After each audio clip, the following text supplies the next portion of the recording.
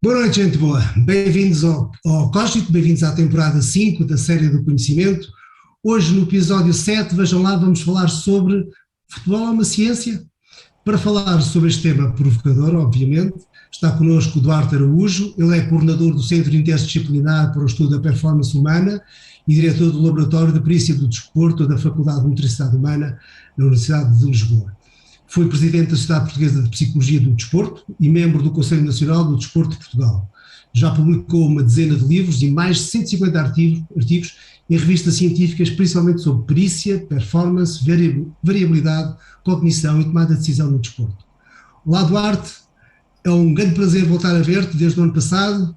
Estás aqui para a segunda dose, espero eu, e a pergunta é incontornável. O futebol é uma ciência? Olá, boa noite, Rui, boa noite, João, boa noite a todos. É um prazer muito grande voltar à segunda dose desta participação neste fantástico programa que é o Cógito e que tenho seguido e que tenho também o prazer de participar. Bom, esta questão é muito interessante porque dá-nos logo que pensar. Primeiro porque põe em causa dois conceitos imediatos de futebol, o futebol instintivo e, portanto, que não tem nada de sofisticado, e o futebol mais elaborado, que implica ciência. E, portanto, a questão ajuda-nos a pensar sobre esse assunto. E acho que essa questão é muito interessante porque também remete quase para o modo como se pode entender o físico e a mente, por um lado, portanto, o futebol sendo mais bruto, mais instintivo, então não precisa de mente, é uma coisa que é logo imediata, ou a ideia de que a ciência é algo muito intelectual e que, portanto, não serve a uma coisa tão instintiva como é o desporto.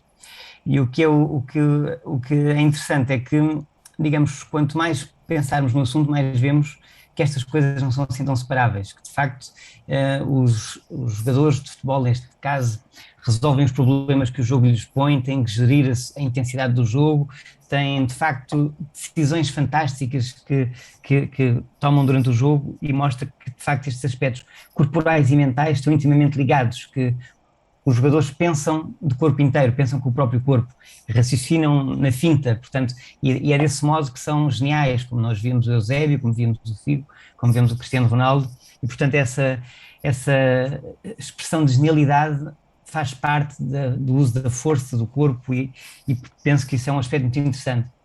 E se nós pensarmos desse modo, notamos então que ciência é que nos pode ajudar a isto, sabendo também que o futebol de facto não é uma ciência, o futebol é uma atividade cultural, sociocultural, portanto é definida pelas pessoas ao longo dos tempos, criada em Inglaterra no século XIX, mas pode, como qualquer outra atividade humana, como a cozinhar, como o jornalismo, beneficiar da ciência e, portanto, para poder ser desenvolvido. Mas eu acho que esta questão também levanta a questão de que ciência é esta, porque, a meu ver, há duas filosofias da ciência que são ligeiramente diferentes e que implicam respostas diferentes à questão. Uma ciência mais vinda da filosofia do Descartes, por exemplo, Galileu e Newton implementaram a física clássica, portanto tudo é determinado e neutro, portanto descreve-se apenas o comportamento das partículas e dos objetos independentemente da finalidade, e uma filosofia da ciência mais chamada teleológica, portanto mais orientada para finalidades. Podemos remontar a Aristóteles, mas mais recentemente Bergson, por exemplo, e a física, por exemplo, da termodinâmica, que ela própria mostra que existe finalidade. Todo o universo tende para a entropia. Quer dizer que há uma finalidade nas interações, não é uma interação neutra, independente, a interação que o movimento do que quer que seja tem essa finalidade inerente à própria física. E, portanto, isto é interessante para dizer, então, que quando se fala em ciência do futebol, não temos que ter apenas uma concepção clássica da ciência, de que tudo está determinado à partida e que vamos implementar essa determinação, mas mais uma concepção de que é possível perceber estas interações à luz dos princípios gerais do universo, neste caso, dos princípios, por exemplo, que a termodinâmica nos ajuda a perceber. Certo, antes de entrar em detalhes, a questão é que o senso comum, quando ver a televisão, alguns treinadores a falar e alguns jogadores a falar, ficam com a ideia que o futebol é uma arte, vamos chamar assim, não uma ciência, um bocadinho pobrezinha, onde as pessoas não são muito polidas e não sabem o que é que está por trás. E, portanto, a questão é, o futebol, mesmo para o comportamento dos adeptos, o comportamento de muitos dirigentes, etc., portanto, leva a que o futebol, porque, sobretudo para quem não gosta de futebol, o futebol seja um mundo da irracionalidade. Bem, então agora vejo dizer que o futebol tem ciência. Não estamos a abusar da confiança das pessoas? Portanto, sendo o futebol uma atividade sociocultural, tem tudo o que as culturas e as pessoas têm e, portanto, tem ciência, tem emoção, tem gente bem falante, gente mal falante, tem tudo, um bocadinho como também nós podíamos pensar que na pintura pode haver gente muito bem falante, gente muito mal falante, como na música, como noutras atividades. De facto, o futebol, o que tem é 250 milhões de pessoas em mais de 200 países praticam futebol, para não contar com as pessoas que assistem ao futebol, que calcula-se ser cerca de 1 bilhão. Portanto, tem uma tal dimensão, digamos, tem uma expressão tão grande que se pode notar mais facilmente de tudo. Qual é o segredo para atrair tantas massas? O que é que o futebol tem que os outros desportos não têm? Não sei se consigo responder a essa questão, mas a meu ver o futebol tem um aspecto que é fascinante, que é tudo é perceptível diretamente, ou seja, estamos a ver tudo o que está a acontecer, estamos a ver se está a haver equilíbrio, se não está, se ele está a resolver o problema, se não está, tudo é imediatamente compreensível. Não quer dizer que seja fácil. Jogar como o Ronaldo não é de tudo fácil, mas nós conseguimos perceber tudo o que está a acontecer diretamente. E de algum modo conseguimos viver isso e termos, há um filósofo português que até diz que nós de algum modo achamos que podemos influenciar o que vai acontecer. Nossa vivência é tal para ver se conseguimos alterar o que vai acontecer. E acho que tem a ver com esse aspecto. Nós na bancada estamos a assustar também, quando a bola está quase a chegar, nós puxamos atrás, logo atrás. Olha, consegues dar alguns exemplos da complexidade muscular ou cerebral que o jogador tem que ter para executar um cabeceamento ou um remate? Quantos segundos é que normalmente um jogador tem, ou segundos ou milissegundos, tem para decidir bem? Exato. Portanto, essa é uma das primeiras incursões, ou das mais comuns incursões da ciência no futebol, teve precisamente a ver com a física e com a biomecânica, e portanto, com aspectos como esses, como a aerodinâmica da bola, e como é que essa física depois era percepcionada pelo atleta que tinha que atuar sobre essa física. E por isso é que a minha conversa inicial vai ser importante para explicar esta relação entre duas coisas que são diferentes. E, por exemplo, um dos efeitos mais estudados é um efeito chamado efeito de Magnus, que são as bolas curvadas, os livros que a bola curva e contorna a barreira e é marcada. Esse foi houve muitos fenómenos, mas esse é um dos fenómenos mais estudados, e o interessante é ver como é que os atletas exploram este efeito de, quando a bola é chutada e vai a circular, portanto vai com efeito, ela tem maior pressão à frente e menor pressão atrás. E esta diferença de pressão num dos lados, para um lado onde ela roda, é que vai fazendo o efeito. Portanto, quanto maior a rotação, mais ela vai para um lado ou vai para o outro lado. Há uns vídeos, já agora, para os nossos ouvintes que quiserem aprofundar um bocadinho isto, que é engraçado. Há uns vídeos na internet de umas pessoas que lançam uma bola na parede de uma barragem, na vertical, e deixam-na cair e veem onde é que ela cai. E depois lançam-na, mas fazendo assim uma pequena rotação só assim com as mãos, e a bola vai parar a centenas de metros de distância na água, vai cair a centenas de metros na água.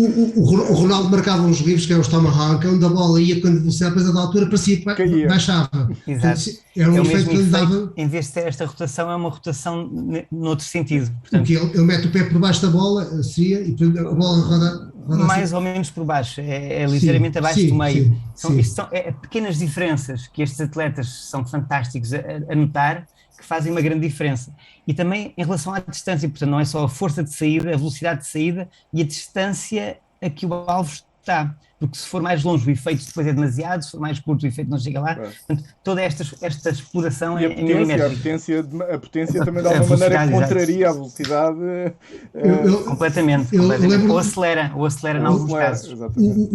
O ponta de lança, o Jardel, que era um jogador que até nem era fisicamente assim muito dotado, intelectualmente também não era assim muito dotado, mas ele tinha uma capacidade incrível de prever onde é que a bola ia cair. Portanto, o que ele fazia é ele que fazia o cálculo antes dos outros. Exato. E é aqui que eu vou ficar. Essa é uma questão muito interessante, porque liga de facto as duas físicas, que é uma física mais clássica, à percepção do jogador. Então, às tantas, tínhamos dois mundos diferentes, o mundo imaginado e o mundo real. Então, como é que isto se liga? Então, o que se começou a estudar foi de que modo é que o atleta fazia essa previsão. E havia duas teorias. Uma era, ele prevê mentalmente, faz as contas todas mentais, portanto, se a bola vai com este ângulo de saída, esta velocidade, então vai ter ao ponto X. Era uma espécie de física implícita, a meu ver, muito difícil e muito elaborada, e que, com muitos fatores de risco, resistência do ar, etc.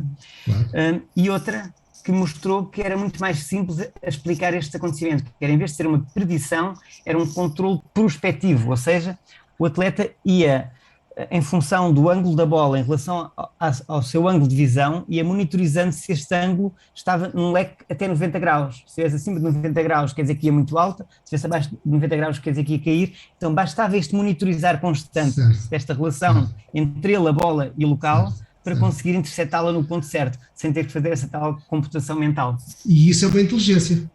Completamente. Porque no fundo o jogador não sabe física, é uma questão, é empírica, ou seja, não sabe as fórmulas, sabe empiricamente, sabe, não é? Claro. E mesmo sabendo as fórmulas, estão a ver a dificuldade que isto causava. Eu lembro-me de há uns bons anos ter havido um Space Shuttle que foi calculado, por físicos, foi mal calculado o momento de aterragem e destruiu-se completamente porque houve uma falha de cálculo por físicos. Imaginem um cidadão comum a fazer esta física complexa cada vez que tinha que cabecear uma bola. Portanto, então estas leis de ligação do indivíduo ao contexto, neste caso à bola, são muito mais simples, muito mais parcimoniosas. Há um grupo em Max Planck que estuda precisamente este tipo de inteligência, baseado nas heurísticas, por exemplo, que é um programa de estudo muito importante. As pessoas dizem que isto é a intuição do jogador. Bem, na verdade a intuição é muito treino, não é? Claro que há talento, claro que há pessoas que têm uma maior capacidade para executar bem, mas isto é muito treino. Vamos estamos a perceber um bocadinho o que é a complexidade do futebol, que parece uma coisa muito simples. Então como é que a ciência ajuda os jogadores a serem melhores jogadores? Muito bem. Portanto, primeiro, de facto, estes aspectos implicam muito treino, porque são pequenas variações que têm grandes consequências e, portanto, implicam muito treino. E esta questão da ciência, eu gostava de referir que nós, em Portugal, fomos pioneiros em muita coisa, inclusivamente, não é à toa que temos um país tão pequeno, com tão pouca gente, 10 milhões, e temos tão bons jogadores, tão bons treinadores, tão bons empresários, inclusivamente. Portanto, o futebol em Portugal é, de facto, está muito acima das probabilidades de acaso de surgirem aqui indivíduos. Eu acho que há algumas pessoas fundamentais nesta área. Nós tivemos gente muito interessante a pensar no desporto há muitos anos atrás, por exemplo, o Teutónio Lima no basquetebol, o próprio Mário Muniz Pereira, que não só tinha concepções muito interessantes do treino, como ele próprio criou campeões do mundo nos anos 70 e nos anos 80, e portanto são pessoas muito interessantes, e o trabalho que eles fizeram, sobretudo na altura no ISEF, no Instituto Superior de Educação Física, criou um ambiente de se refletir e discutir muito estes assuntos. E apareceu um gabinete de futebol liderado pelo Mirandela da Costa, que foi presidente da Direção-Geral de Desportos, que juntou pessoas excepcionais, o Josualdo Ferreira, Nelo Vingada e Carlos Queiroz. E, a meu ver, isso criou uma cultura de excelência e de pensamento sobre o jogo, que levou a que o trabalho que depois o Queiroz fez no Sub-21, que levou-os a ser campeões do mundo em Riad em 89 e em Lisboa em 91, fosse muito fruto desta reflexão e de trazer para o futebol muito do que a ciência fazia nessa altura. Ele foi pioneiro a fazer análise do jogo, a filmar com cassetes VHS enormes, máquinas enormes, filmar situações de jogo e de treino, em trabalhar os aspectos da própria mentalidade dos jogadores. E depois não é de estranhar que a partir daí apareceu o Figo, apareceu o João Pinto, apareceu o Rui Costa, apareceu toda uma geração que mudou o futebol português. Eu lembro-me que ele dava formação em mídia aos jogadores para eles poderem falar à televisão, na altura, com a preocupação também da afirmação do... Cuidou todos esses aspectos. Portanto, esse, a meu ver, é um aspecto muito interessante, porque ele estava nos anos 80 a fazer o que só a partir de 2000 é que se começou a fazer no resto do mundo. Portanto, é de facto um pensamento muito pioneiro. No futebol, não é? Já havia outros desportos onde... Exato. Esses discursos e essas análises se usavam, não é? Exato. É também um ponto muito interessante, mas também só para referir que nesses mesmos anos houve uma pessoa também excepcional, chamava-lhe mesmo um metodólogo do treino, que era o David Monge da Silva, que ele próprio trazia para a metodologia do treino os conhecimentos científicos da época E ele escreveu coisas no final dos anos 70 que eram o que mais atualizado havia no mundo nessa altura, buscar inclusivamente aos russos, ao Matveev, a todo o conhecimento que havia para integrar essa ciência no treino. Portanto, Portugal de facto não é tão por acaso que tem um impacto tão grande no futebol. Houve pessoas de facto muito pioneiras e muito antes do seu tempo a ter um impacto muito grande, não só nas seleções. O David Mons da Silva teve inclusivamente no Sport Lisboa e Benfica uma série de anos, e portanto a fazer com que a ciência, o futebol não fosse só uma coisa de decidida no momento, que houvesse um trabalho do dia-a-dia do treino baseado em princípios que aumentavam a probabilidade do jogador melhorar em competição. Nessa altura, e para continuar a questão que o Rui colocou há pouco, que ciência era esta? Era sobretudo mais baseada na fisiologia e na biologia, mas também em aspectos da biomecânica, portanto, mas mais relativamente à técnica para evitar lesões, por exemplo, e para melhorar a força, mas também dos aspectos do treino, da resistência, da força, da velocidade, como é que estes aspectos podiam ser trabalhados. E esses aspectos têm sido talvez os primeiros a entrar de modo mais sistemático no treino, portanto, ajudar de algum modo a serem monitorizados, a haver formas de se avaliar esses aspectos e também para depois perceber-se que cargas tem a competição que depois devem ser trabalhadas, replicadas em treino. Portanto, foi mais por aqui não se corre o risco de essa análise de toda a biomecânica ser muito usada numa lógica do período produtivo do jogador, não é? Sem considerar eventuais efeitos negativos que isso depois possa ter para a saúde. Porque no fundo é maximizar o potencial numa determinada altura muito bem definida, não é?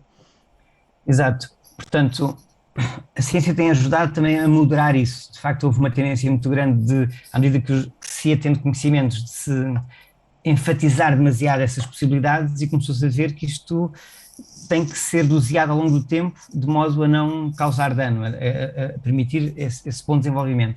Por um lado, essa dose, essa forma de trabalhar a força, trabalhar a resistência, trabalhar a flexibilidade, foi evoluindo ao longo do tempo a saber-se ajustar e a monitorizar e a medir melhor as doses. Mas também a medicina é fundamental.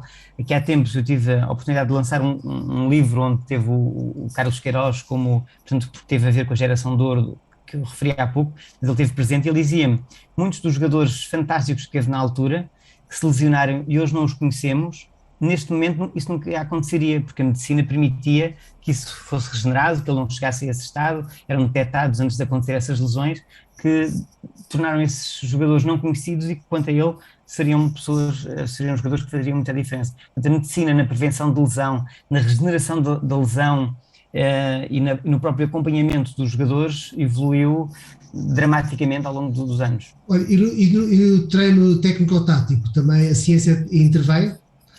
Muito. A questão que o João colocava há pouco ajuda também a explicar isso. Muitas outras modalidades tornaram isso presente mais cedo. Falávamos há pouco do Moneyball, portanto, no beisebol, as estatísticas que havia do jogo, que no futebol demorou mais tempo a acontecer. Portanto, o futebol, as estatísticas começaram a ser algo de modo sistemático e mais refinado, é algo da última década, e estou a ser generoso, porque a partir de mais de 2014, 2015 é que isto começou a ser mais comum, em termos de produção científica, digamos assim, e em termos de isso contribuir para o treino, mais do que meramente para informar os jornalistas e os espectadores, que era isso que era usado na altura.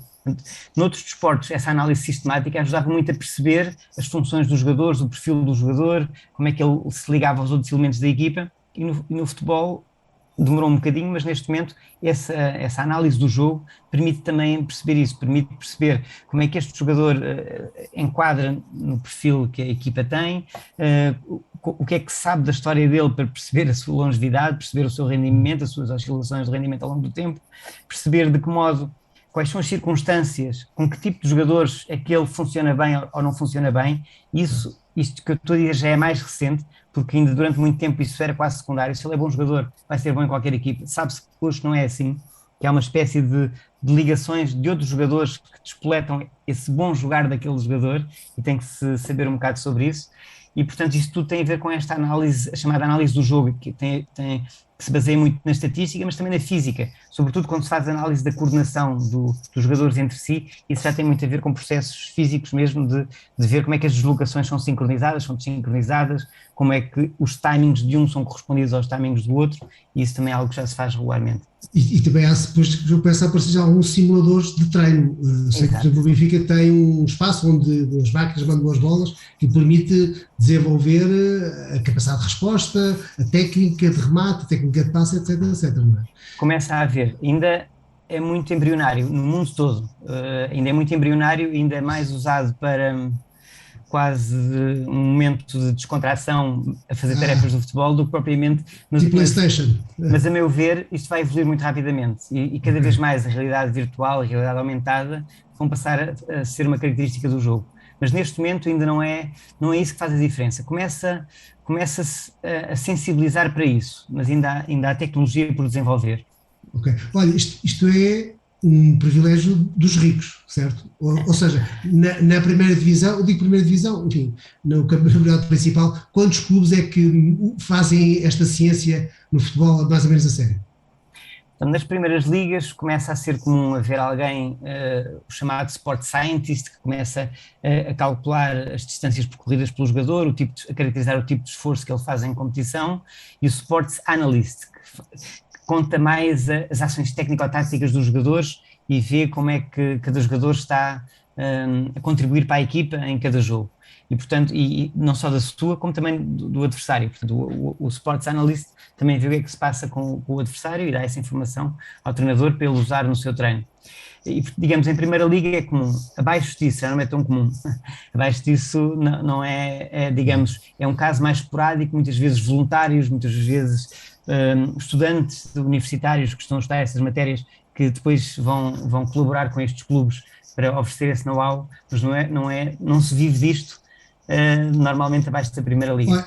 Mas isto também, ao mesmo tempo, também representa aqui uma luta entre os académicos, que estão em ascensão, trazem o conhecimento científico, e os intuitivos do futebol, sobretudo os antigos jogadores, que são também treinadores e também dirigentes. Como é que estes dois mundos, aparentemente muito diferentes, se têm equilibrado?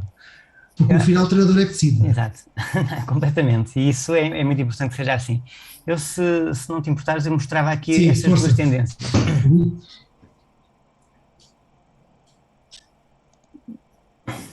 Portanto, ora bem, isto vê-se bem sem imagens extras. Muito bem. Digamos, esta tem sido a evolução ao longo do tempo, tem sido o modo como diferentes aspectos científicos têm estado a fazer parte do treino. Temos o treinador aqui no meio, o treinador principal, os jogadores e depois um conjunto de especializados cientificamente a contribuírem para a informação que o treinador depois usa no treino. Desde a nutrição, que é um aspecto fundamental, o Sport Scientist, o tal que mede as distâncias e vê o esforço do atleta, o fisioterapeuta na recuperação dos atletas, algo que também já é comum e talvez seja já é comum há muito tempo, digamos assim. Sim, claro. Passou do massagista, digamos, para o fisioterapeuta, porque é muito mais incisivo. A medicina no desporto também, embora, não sei se há a ideia disto, mas isto não era comum nos anos 80 e nos anos 90, só mais tarde é que passou a ser comum e hoje é quase inconcebível não se considerar uma equipa profissional que não tenha um médico especializado no futebol. Como também a psicologia do desporto, que em Portugal ainda é relativamente incomum, embora Portugal também tenha sido pioneiro. Nós tivemos o professor António Paula Brito nos anos 70 a ser um psicólogo do desporto de nível internacional, mas curiosamente isso não passou para a prática desportiva, mas começam a haver casos regulares de clubes que começam que têm trabalho a nível da psicologia do desporto. O treinador dos aspectos da própria condição física, que é diferente, ou em alguns casos é comum, mas em outros casos é diferente do próprio treinador dos aspectos específicos da força, da modalidade, e o chamado analista da performance, que vê estes aspectos mais técnico-táticos, quer de como é que a equipa está a funcionar, como é que está a funcionar a equipa adversária, quer sobretudo nas alterações de jogadores, na altura em que se compram os jogadores e vendem os jogadores, e portanto esta tem sido, digamos, os clubes mais sofisticados, e com dinheiro, é um aspecto muito importante, tendem a ter equipas que tendem a cobrir estas áreas todas. No entanto, isto, digamos, nos últimos 6, 7 anos começa a ser mais comum, e a meu ver é uma excelente inovação. No entanto, também se constatou dois problemas que vão ter à questão que tu levantaste, Rui, que são, por um lado, há uma certa ideia, e por vezes acontece, e acredito que não seja intencional, de se vir aplicar uma ciência e, portanto, o futebol tem que se adequar a este conhecimento científico, e nem sempre é assim. Há aspectos específicos do jogo que os antigos jogadores, antigos treinadores, quem está no jogo, sabe que às vezes não é só uma aplicação daquela forma de funcionar. Portanto, por um lado tem havido esta questão mais qualitativa que por vezes não encaixa diretamente na prática do dia-a-dia do treino da competição, e por outro tem havido também uma tendência para se trabalhar de modo quase independente. Cada uma destas áreas trabalha de modo independente das outras. Por formação, por linguagem, por procedimentos, por rotinas do dia-a-dia, portanto, e então existe uma certa independência. E o que os clubes mais recentes e digamos, algumas tendências mais recentes têm visto é que se tem que mudar para não haver estas dicotomias, para se aproveitar muito o conhecimento dos antigos jogadores, a muitos níveis de inspiração, de modos de encarar o jogo, modos de inspirar os outros atletas, e isso é positivo, como também este conhecimento baseado na ciência, na teoria, nos dados, no modo como se pode monitorizar. Portanto, em vez de ser uma análise quase independente de diferentes ciências, é como é que estas equipas se reúnem num mesmo departamento e tentam, com os seus diferentes conhecimentos, abordar o mesmo problema, abordar o mesmo aspecto. Portanto, haver um conhecimento não em silos, não em gavetas separadas, mas digamos, discutir em torno de um problema com diferentes visões, sendo a síntese feita pelo treinador ou pela equipa técnica, no modo como isso deve ser utilizado. A meu ver, a formação dos treinadores ajuda muito a isso. E um treinador tem uma formação que sabe o que é biomecânica, sabe o que é biologia, sabe o que é psicologia, compreende estas linguagens o suficiente para tornar isto treino, em vez de tornar isto biomecânica, psicologia ou biologia, tornar isto treino. Okay. Olha, tu tens resultados das melhorias que possa ter havido em vários níveis sobre a introdução da ciência no futebol? Por exemplo, a longevidade dos jogadores. Exato, essa é uma excelente questão. Portanto, aqui há tempos, com o Hugo Sarmento, lançámos um livro chamado A Geração de Ouro, que tentou descrever precisamente a evolução da Geração de Ouro, que foi liderada pelo Carlos Queiroz, e tivemos a ocasião de estar com ele e dele ter vindo assistir ao lançamento do livro e ter dado a sua visão na primeira pessoa sobre esse aspecto. E ele dizia que muitos dos jogadores dessa Geração de Ouro eram jogadores excepcionais, ele diz, ao nível do Luís Figo e do Rui Costa, que eram jogadores dessa geração. Ele disse que era de facto uma geração com muitos jogadores a esse nível, mas que nunca foram conhecidos porque a medicina na altura não conseguiu nem prevenir, nem tratar problemas que estes jogadores tiveram. E ele foi comentado um caso muito interessante do Paulo Pilar, que era um jogador que, para todos os jogadores dessa geração, era de longe o melhor jogador. Neste momento, hoje, nenhum de nós, exceto aqueles que acompanharam esses trabalhos na altura e que conhecem a história, ninguém conhece o Paulo Pilar. E para os jogadores, agora, eles próprios a referirem... Já agora essa capacidade... Não há também pré-requisitos funcionais do próprio corpo, ou seja... Por outras palavras, o Paulo Pilar, mesmo, obviamente, teria mais hipóteses com medicina, mas não há características que às vezes, pura e simplesmente, não se têm. Sim. Claro, portanto, a ciência ajuda muito, mas as pessoas também, e de facto estes jogadores são... Porque isto é tão extremo, é tão puxado até ao máximo. A ciência não faz milagres, não é?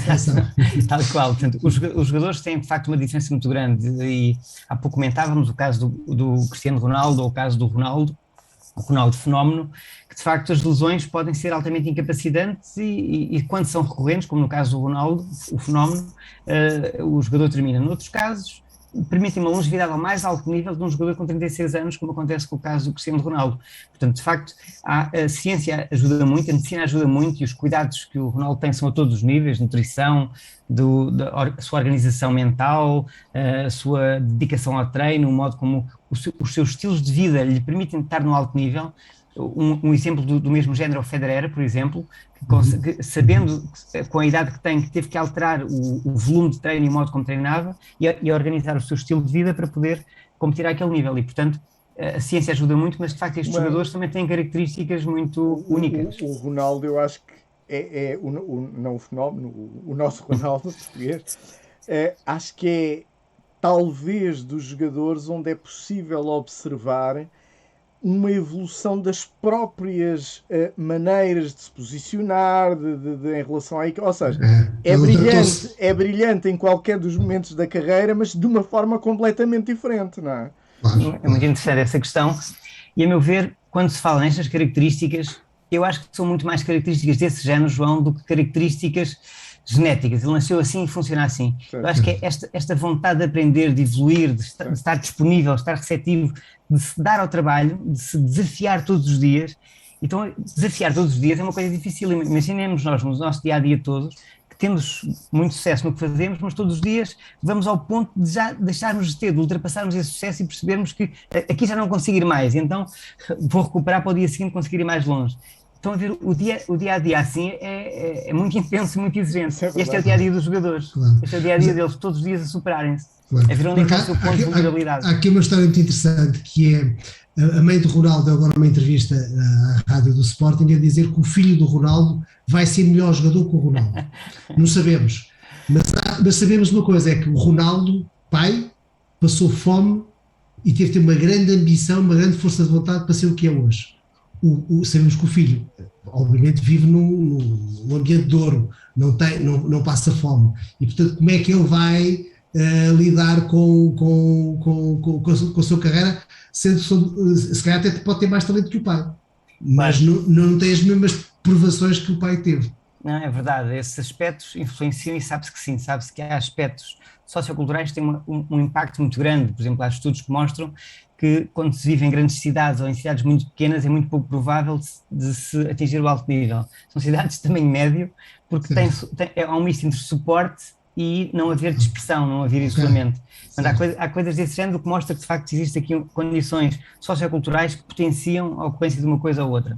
Mas também há um aspecto muito interessante que é o modo como se desenvolve o desportista, tem muito a ver com a própria cultura que é praticada. Por exemplo, Portugal com o futebol, mas a Jamaica com a velocidade, a Nova Zelândia com o rugby. Portanto, existe uma espécie de contágio social, de empolgamento social para se trabalhar aquelas atividades.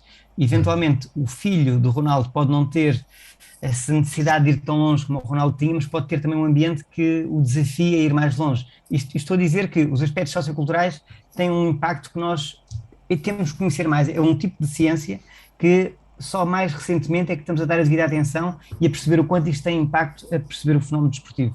E já lá vamos. Agora, aquele gráfico que mostraste há um bocado, que parecia o organigrama da Auto Europa.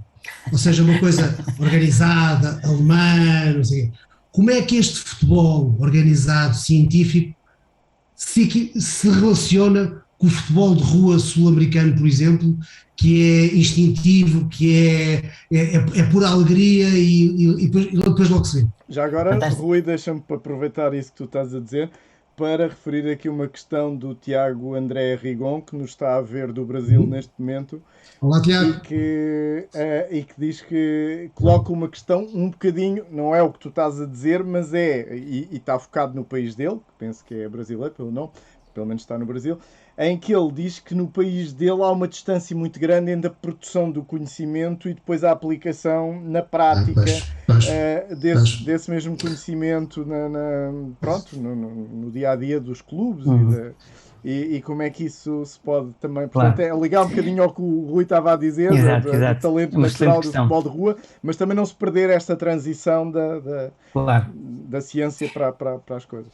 Um abraço para o Tiago, eu conheço ele de São Paulo e teve uns tempos a estagiar connosco aqui na Faculdade de Universidade Humana, e ele é uma pessoa mesmo muito estudiosa do futebol e do futsal em particular. Portanto, há aqui várias questões. A primeira é, de facto... futebol de rua. O futebol de rua tem características de exploração e de desenvolvimento que têm a vantagem de ser uma espécie de autodescoberta, de a própria pessoa encontrar as soluções. Ora, isto dá uma autonomia muito grande aos jogadores. A pessoa encontrar as soluções, ter que jogar com... E no Brasil isto era muito visível, quando se fazia uma peladinha no Brasil, eram os jogadores mais velhos, com mais novos, raparigas, com rapazes, portanto, era números diferentes para às vezes equilibrar o jogo, mas todos jogavam com todos, o que tinha o que tinha que acontecer era que cada jogador tinha que safar o melhor que podia para se livrar desses adversários. E, portanto, de algum modo, isto há uma autonomia e uma capacidade de decisão, de leitura do jogo, que é ímpar, que é difícil acontecer de outro modo quando o treino, sobretudo ocidental e mais europeu, tende a ser muito prescritivo, fazer o que o treinador diz. Okay. Portanto, esta autonomia tem essa riqueza. Atualmente, a ciência o que tem mostrado é que falta muito disso. Os jogadores seguirem todos esta lógica de instrução, de organização, de cada um ser a peça de uma máquina, tornam-se muito previsíveis. Para os colegas é bom, mas para os adversários não é bom saber-se exatamente o que é que o jogador vai fazer. E, portanto, alguns clubes, o Barcelona é um desses clubes, o Ajax, clubes ingleses, há um clube, o Southampton, está a implementar isso desde as camadas de formação, com base num clube sueco, curiosamente os escandinavos estão a ir muito por aí, o AIK da Suécia, e portanto o que eles estão a fazer é tentar que haja atividades estruturadas de facto, mas também muita atividade que é gerida pelos próprios jogadores, que eles próprios definem as atividades, jogam uns com os outros do modo como o encontrarem, para que esta autonomia na decisão, este processo centrado em ser o agente da realização do jogo, ser o próprio jogador e não uma espécie de telecomando à distância do treinador. Estes processos começarem a ser integrados e isso já é um aspecto científico que se aprendeu ao estudar as culturas, ao estudar o futebol de rua, ao estudar os brasileiros, por exemplo, tinham outra característica, além desta das peladinhas, era o jogar em diferentes superfícies. Os mesmos jogadores jogavam na areia, jogavam no relvado, jogavam no asfalto, e cada um destes sítios implica jogos totalmente distintos. No asfalto é muito diferente na areia. E portanto, isto dava-lhes uma robustez. E até para essa física intuitiva, isso provavelmente a programação evolui muito mais com essa diversidade. Era aí que queria chegar. Isso ajuda a conhecer-se muito mais as invariantes do jogo. Portanto, estas superfícies implicam acomodações específicas para se perceber o que é de facto relevante. E esse é um dos aspectos interessantes no Brasil. Curiosamente, o Brasil importou esquemas de formação e não usar a ciência para aproveitar essas características únicas da cultura de rua, da ginga, do samba, da malandragem. Tive um antigo estudante que estudou esse aspecto e dizia que a malandragem é uma das coisas que ele usava muito, era mesmo o ter prazer em enganar o outro, mesmo que não fosse gol, mas só o ter enganado já era fantástico. Fazer a cueca é mais importante do que o gol. Tal e qual. E, uma cultura baseada nisso tem aspectos muito interessantes que dão uma criatividade e um desafio constante e uma diversão intrínseca, porque não é diversão porque isto não dá prazer, mas é diversão a conseguir ser bem sucedido, que caracteriza o futebol brasileiro, que foi dominante durante muito tempo.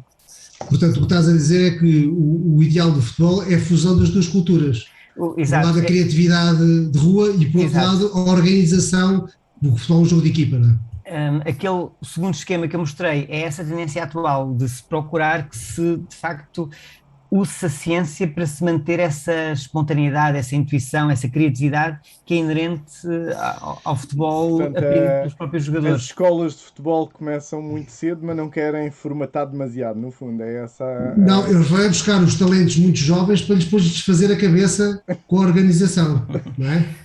É isso que estava a acontecer muito, portanto, e agora procura-se que não seja tanto assim, embora a meu ver ainda se vai buscar muito cedo, mas começa-se a ter outras preocupações. Vou dar o exemplo do Ajax, por exemplo, que sabendo isso, então faz aos jogadores de futebol, estamos a falar de equipas de futebol, prática de outros desportos, de judo, de ginástica, portanto começam a ter uma prática mais diversificada e eclética que não só é robusta do ponto de vista do modo como, da educação física, como melhoram o seu corpo, o seu funcionamento, mas ao ser desportos particulares, também os ajuda a saber lidar com circunstâncias da competição. Portanto, o facto de se fazer judo e este transfer, começa-se a ver, há um investigador alemão que tem mostrado muito isso, chamado Gullitsch, que tem visto que esta questão de se praticar múltiplos desportos em idades mais jovens ajuda a perceber mais sempre a longevidade no alto nível. Quem pratica só o mesmo desporto pode ter muito sucesso, mas dura menos. Quem pratica vários desportos pode não ter tanto sucesso quando é jovem, mas tem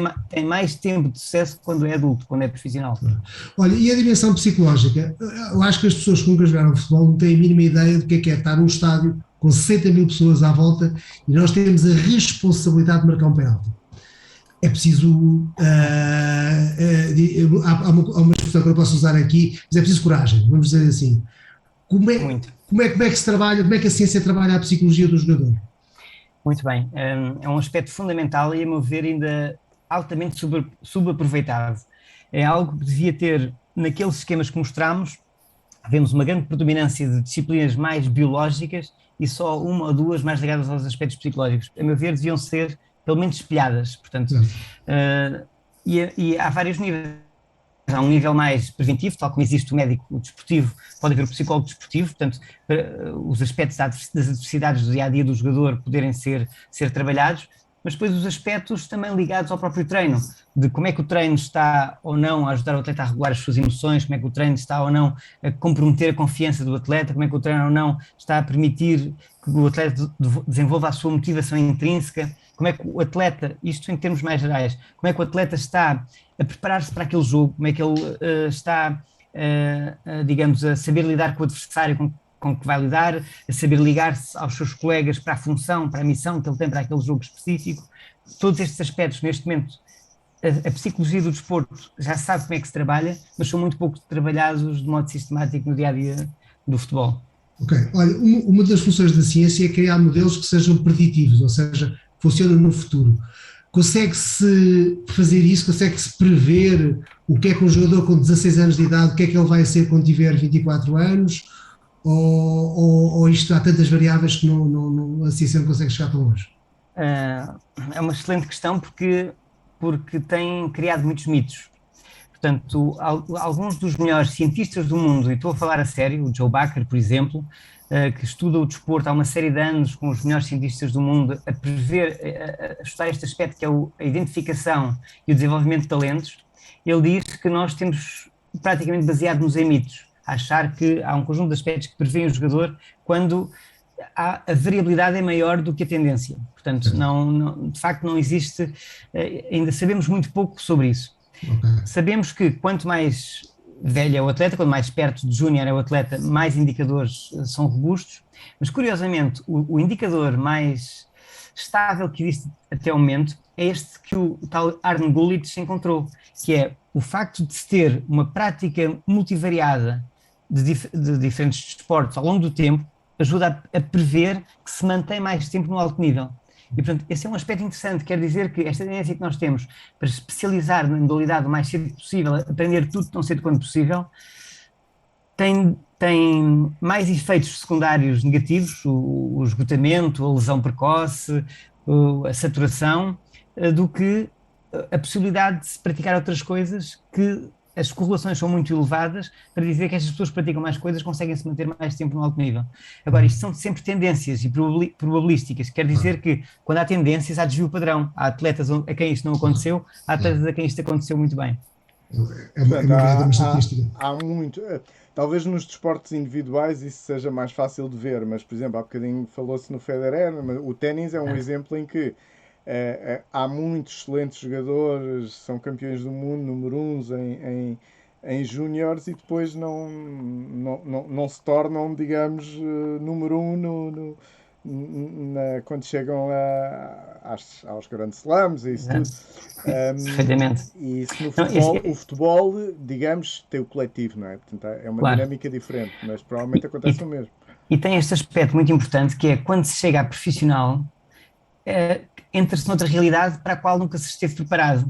Imaginem um jogador de 20 anos que de repente é multimilionário de um dia para o outro, portanto vivia com dificuldades e passava fome, de um momento para o outro é multimilionário.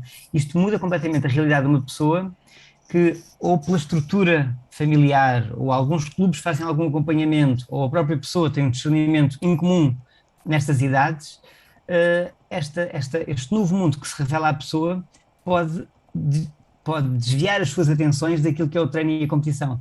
E as preocupações passam a ser outras, passam a ser o tentar manter o próximo contrato, passa a ser o conseguir ser selecionado para o próximo jogo. E quando isso acontece, quer dizer que o atleta deixa de estar focado no jogo, deixa de estar focado no treino, passa a estar focado no contrato ou em consequências de mudar de clube. E isso ele não controla. Este aspecto do coletivo, por exemplo, isso que acabaste de dizer, por exemplo, agora a final do Open dos Estados Unidos feminina foi fantástico. Pela Ruda Canu e a Lea Fernandes, que eram completamente desconhecidas para quem não está por dentro, e miúdas de 18, uma fez 19 anos durante o torneio, a outra continuou com 18. E que elas próprias, pronto, não estariam certamente à espera. Mas aquilo é uma pressão ainda mais brutal porque estão ali sozinhas, não é? No futebol, esse fator psicológico é amortecido por eu, apesar de tudo, somos 11, não é? Um pouco, mas cada um dos atletas vive isto com uma grande intensidade e o contrato é com ele, e são eles que mudam para aquele novo estado. E este novo estado é muito atraente, de repente são uma série de holofotes que ele nunca tinha visto na vida e que estão sobre ele. É mais fácil os olhos irem para o holofote do que ir para aquilo que ele tem que fazer no dia a dia. E é este desvio, é este passar a ligar a outros fatores, e às vezes até aproveitar o dinheiro que se tem e passear com os amigos, como aconteceu com tantos jogadores, é este desvio do foco que o fez chegar àquele nível que pode, digamos, encurtar a carreira do atleta. Isso é uma coisa que nós não esquecemos. Se qualquer um de nós tivesse tido um Ferrari aos 19 anos de idade, se calhar a nossa vida não teria sido a mesma, não é? Totalmente, é mesmo isso. Porque muda. Mas do ponto de vista psicológico é sobretudo esta mudança daquilo que o atleta atendia regularmente. Isto tem um impacto muito grande e que, curiosamente, é pouco cuidado, é um pouco tido no senso comum.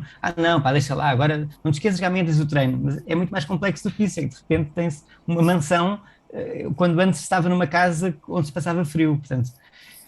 E é-se conhecido na rua, não é? E exato, está sempre a apelar a esta nova vida da pessoa. Claro. Duarte, o tempo corre depressa, já estamos no final da primeira parte, agora vamos para o prolongamento, temos mais 15 minutos até antes de acabar este jogo.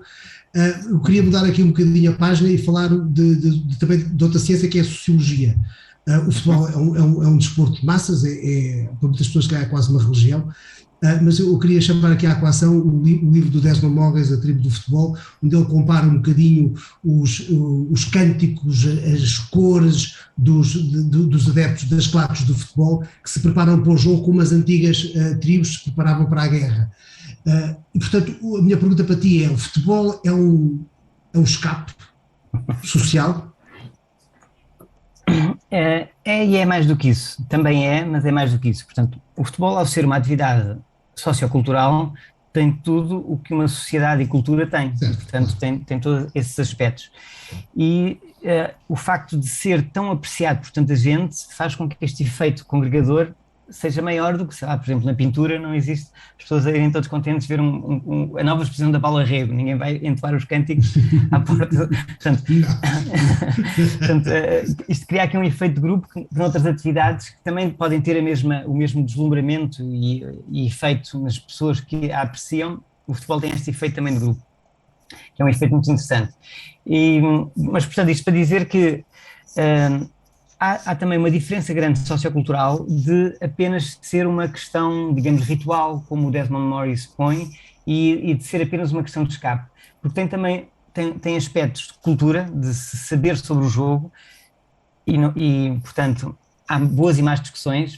Se forem tendencialmente boas, isso é bom, mostra-se cultura, saber o que estamos a falar sobre biomecânica, biologia, tática, técnica, são aspectos de cultura.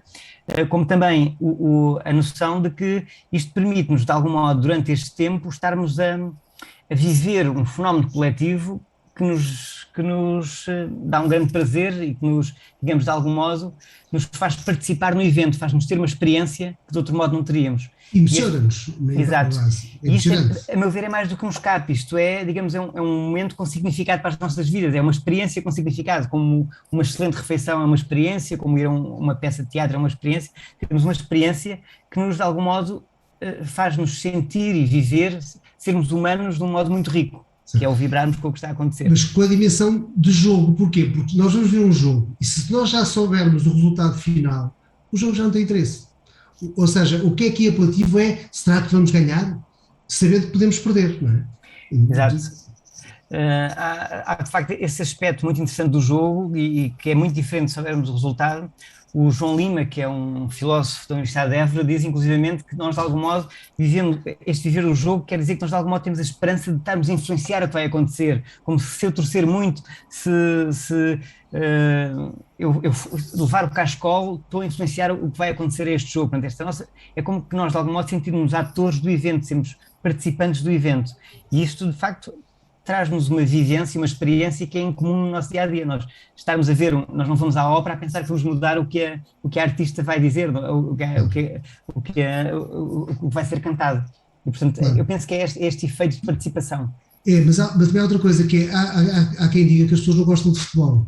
As pessoas gostam do seu clube e querem que o seu clube ganhe, seja de que forma for, jogando mal, não interessa, temos é que ganhar. E, portanto, há aqui um sentimento de pertença, e isto pode ser interessante na medida em que as instituições, de alguma forma, têm vindo a perder um bocadinho de peso. A religião tem vindo a perder peso, a política tem vindo a perder peso, a família também já não é bem o que era de antes, e ali ao futebol há algo a que eu faço parte, eu sou daquele grupo, não é?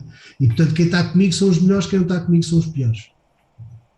Como em tudo na vida, há de tudo. Portanto, há quem tenha fair play e quem não tenha fair play.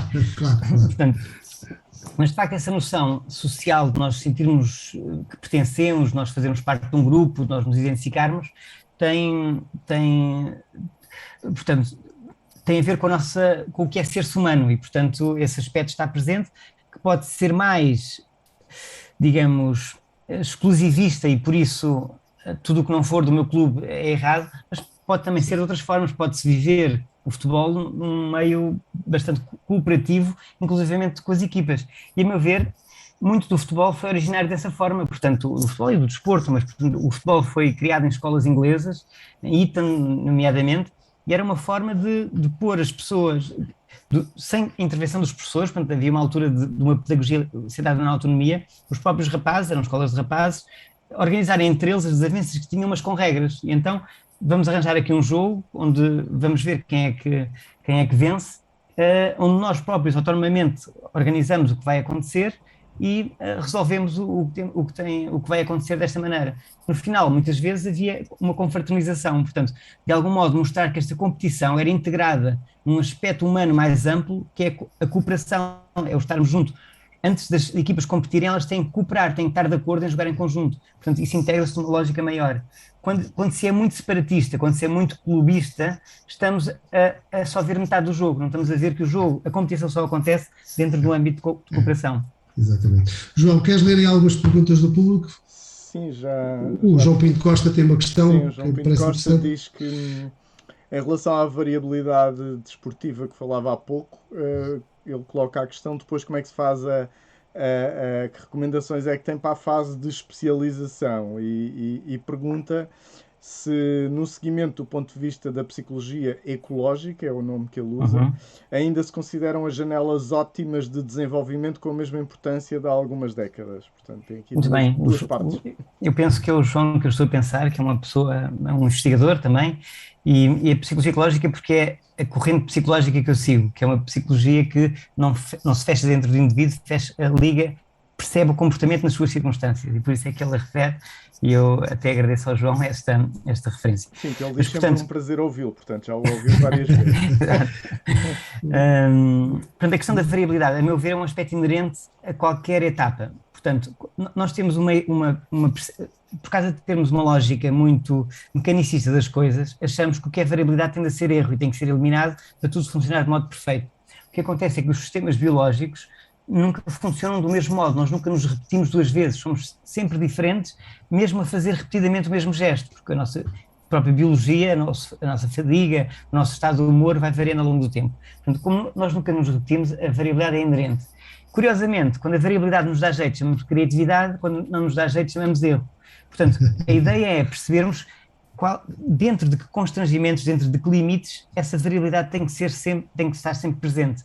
E, a meu ver, este é um aspecto muito importante porque ajuda muito a perceber-se que há sempre a autonomia do jogador, que o jogador, em nenhum nível, pode apenas implementar a instrução anterior do treinador ou o plano anteriormente realizado, porque há circunstâncias sempre únicas que ele tem que acomodar. E, portanto, há sempre variabilidade inerente até ao Ronaldo. O Ronaldo é fantástico a lidar com a variabilidade, o modo como ele se acomoda às diferentes distâncias, aos diferentes adversários, como ele consegue encontrar a sua posição independentemente de quem está à sua volta.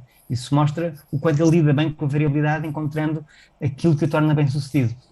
Há um livro muito interessante que é o Comportamento do Robert Sapolsky, onde ele estuda o comportamento sobre as várias disciplinas, e é muito giro que ele faz. O comportamento que é 3 segundos antes, e depois 3 minutos antes, 3 horas antes, 3 semanas antes, 3 anos antes, e portanto começa no metabolismo e acaba na cultura e na antropologia, etc.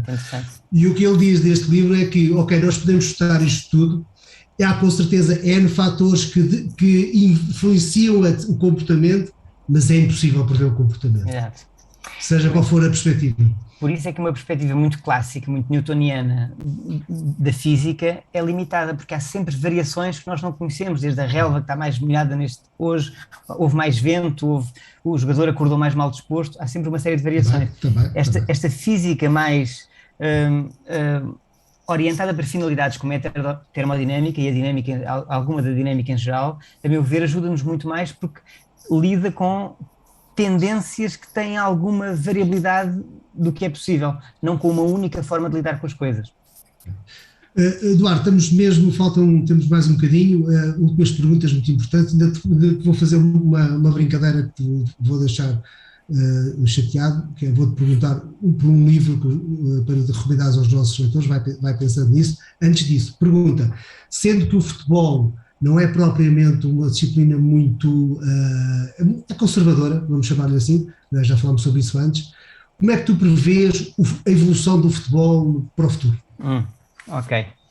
Bom, essa questão também por si só dá para outro programa. Eu sei. Bom, há vários níveis. Por exemplo, ao nível do jogador, começa a haver cada vez mais formas de saber como é que ele está. Portanto, pode-se ingerir sensores, dizem temperatura, dizem necessidades fisiológicas, o que é que ele tem que tomar naquele instante para manter a mesma força, a mesma resistência. Portanto, a monitorização do que se passa no jogador pode ser feita a outro nível e, portanto, indetetável. Ele engoliu um sensor que dá essa informação toda cá para fora por telemetria. Até às próprias questões dos impactos e de proteção dos impactos, portanto, de se arranjar equipamento altamente fino, quase pouco mais como se fosse uma segunda pele, que permite prevenir os joelhos, impactos de qualquer zona do corpo, até a própria possibilidade de indivíduos que nunca fizeram futebol na vida poderem fazer, por exemplo, os exoesqueletos que permitem indivíduos que perderam a locomoção por alguma razão poderem começar a andar. Imaginemos exoesqueleto para jogar golfe, para jogar ténis, para jogar futebol, portanto permite-nos criar todo um conjunto de possibilidades. Já agora, os jogadores, por exemplo, hoje em dia têm já alguns sensores, por exemplo, as pulsações, eles sim. jogam sempre com as fitas em permanência. Por exemplo, no ciclismo é interessante porque, para já também tem uma bicicleta, mas constantemente consegue saber a potência que está a ser utilizada, as calorias gastas, obviamente, as pulsações e mais alguns parâmetros.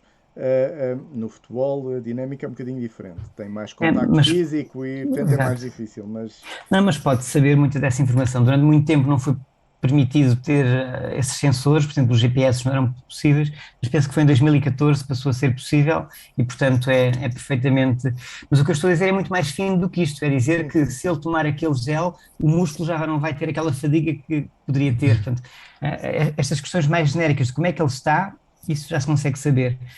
O que é preciso para aquele remate sair bem, isso pode ser feito daqui a mais algum tempo. Mas depois também toda a questão da própria análise e simulação do jogo. Portanto, imagina-se que daqui a pouco tempo conseguimos estar a ver um jogo tridimensional do que está a acontecer, e isso pode ser que é para o espectador que está no estádio a ver. Imagina, eu uma vez vi um ensaio de um indivíduo a escrever como é que seria quando a equipa vai jogar fora poder estar a replicar o jogo em hologramas no próprio estádio. O estádio estava cheio dos seus fãs, mas a ver o jogo em hologramas das duas equipas a jogar a 500 km de distância. Portanto, essas questões cada vez mais começam a ser possíveis, mas também um dos projetos que nós tivemos com um grande investigador português, o António Câmara, era termos um conjunto de sensores que permitiam captarmos a dinâmica do jogo para estarmos uns segundos à frente do que ia acontecer. É muito complicado mesmo, mas a ideia era essa. Então, já esteve no projeto, o António Câmara. Sim, fantástico, uma pessoa fantástica.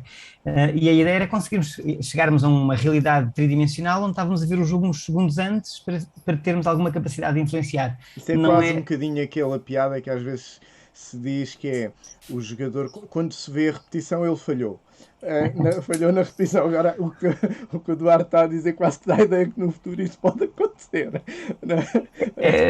Nós gostaríamos que sim, mas é mesmo muito difícil porque mesmo pequenos segundos, têm uma série de variáveis a influenciar, é impressionante.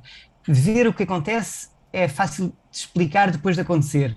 Certo. Isto ter este rumo, nós sabemos que rumo é que vai ter uns segundos antes, é mesmo, o futebol é mesmo um jogo complexo por causa disso. Okay. Portanto, e a nível técnico-tático e das leis do jogo, vês algum sentido? Quando é que as coisas podem evoluir? Esta é uma das áreas que me apaixona mais e nós estamos neste momento inclusive a usar a inteligência artificial para esse fim. Portanto, uma das coisas é esta previsão de um bocadinho antes do que é que está a acontecer, que nós estamos a tentar ver neste momento, é perceber como é que as equipes, como é que os jogadores e os adversários se organizam em grupos, portanto um grupo que está a disputar a bola num dado momento, como é que acontece criar-se a vantagem, esta vantagem ser criada e ser desfeita, quais são os fatores que fazem isso acontecer. E o curioso é que não há um só fator, por vezes é uma má posição do adversário, por vezes é este jogador que fez um movimento X, por vezes é o adversário direto do outro jogador e que é colega do que tem a bola, que puxou a bola para um lado, há um conjunto de fatores e nós estamos a tentar identificar esses aspectos para perceber como é que há esta dominância dinâmica e perda de dominância ao longo do tempo. Portanto, pensamos que no futuro isto vai ser mais explicável, perceber como é que as equipas funcionam como sinergias, com as diferentes propriedades que uma sinergia tem. Ok, muito bem. E agora só mais um aspecto do futuro, que é a experiência de quem assiste. Eu penso que aí vai haver um potencial muito maior de desenvolvimento por uma razão muito simples. Há muito mais espectadores do que jogadores, portanto as empresas querem investir muito aí. E isso foi uma das coisas que o António Câmara me ensinou. Portanto, o desenvolver-se modos de se participar no jogo, de haver influenciar a trajetória da bola? De influenciar o treinador, de dizer as escolhas, dizer que aquele jogador deve estar mais tempo. A bola não, mas as decisões dos jogadores, o contacto com os jogadores. Mas era giro no estádio, toda a gente inclinasse para este lado e a bola começa aí. E já agora, Duarte, eu sei que já estamos mesmo a terminar, o Rui já está. Mas não falámos de um aspecto que também pode ter uma evolução grande e já teve recentemente, que é o árbitro, não é? Exato. A tecnologia tem vindo a aumentar, portanto foi uma das evoluções. Vai desaparecer no futuro e vai ser tudo automático? Eu penso que não. Eu penso que há sempre fatores únicos em cada jogo que têm que ser ajuizados, e ainda bem que é assim, o futebol é humano e, portanto, implica, sendo humano, há uma variabilidade muito grande e algumas das quais têm que ser ajuizadas naquele momento. Agora, estas ajudas que têm acontecido têm permitido ao árbitro estar mais liberto para esses aspectos que são mais humanos, e acho que isso é muito importante acontecer assim. Mas nunca vai substituir. Mas há uma diferença gritante, por exemplo, entre o futebol e o rugby, onde o árbitro tem uma autoridade que não tem nada a ver no futebol, mas também porque eles põem em prática, eles são mais pedagógicos, eles explicam, por exemplo, aquilo que acontece, e acho que, enfim, é um desporto muito mais saudável por causa do que o futebol. Por isso é que as vossas questões mais sobre os aspectos sociológicos são tão importantes, porque é importante esta cultura do futebol ser respeitadora do jogo, e o jogo implica ter um árbitro, o jogo implica perceber-se que há cooperação, o jogo não é a antiga Grécia de simbolizar a morte, o jogo é um encontro de pessoas que se querem bem, não é um encontro de pessoas que se querem matar. Claro. Ok. Duarte, agora a rasteira do dia, partilhai um livro que queiras sobre o futebol, sobre esta temática que temos estado a falar, queres recomendar aos nossos leitores, ou ser um livro teu, se quiseres. Eu vou aproveitar isso porque falei no livro há pouco. Este livro chamado A Geração de Ouro faz uma descrição mais ou menos sociológica, portanto usa um método retrospectivo. Nós entrevistámos quase os jogadores todos dessa geração, entrevistámos todos os intervenientes, analisámos conteúdos da época, os documentos da Federação, para tentar perceber todos os aspectos que levaram a ter acontecido Portugal ser campeão do mundo sub-21 em 89 e em 91. O livro chama-se Geração de Ouro do Futebol Português, Hugo Sarmento e Duarte Araújo. Peço desculpa por estar a recomendar um livro meu, mas como falámos nele há pouco e a pergunta apanhou-me assim um bocadinho desprevenida, é o primeiro, e o livro saiu este ano, saiu há pouco tempo, por isso é o livro que me surge agora. Muito bem, obrigado Duarte, obrigado pelo teu conhecimento, pelo teu tempo. Muito obrigado, é um prazer muito grande. Como viram, afinal no futebol há ciência, parece que afinal há ciência em todo lado, portanto também no futebol. Foi um prazer ter a discutir com o Duarte. Amanhã vamos ter aqui uma conversa muito interessante. O que é que aprendemos com a música, com o maestro Pedro Carneiro, com o musicólogo Rui Vieira Neri? O que é isto da experiência musical? Nós ouvimos, como é que isto nos influencia? Como é que isto pode mudar até as nossas personalidades? É uma discussão que fica para amanhã, às 9h30, aqui no canal do Costume. Muito obrigado a todos, boa noite. Façam o favor de serem felizes. Boa noite. Boa noite.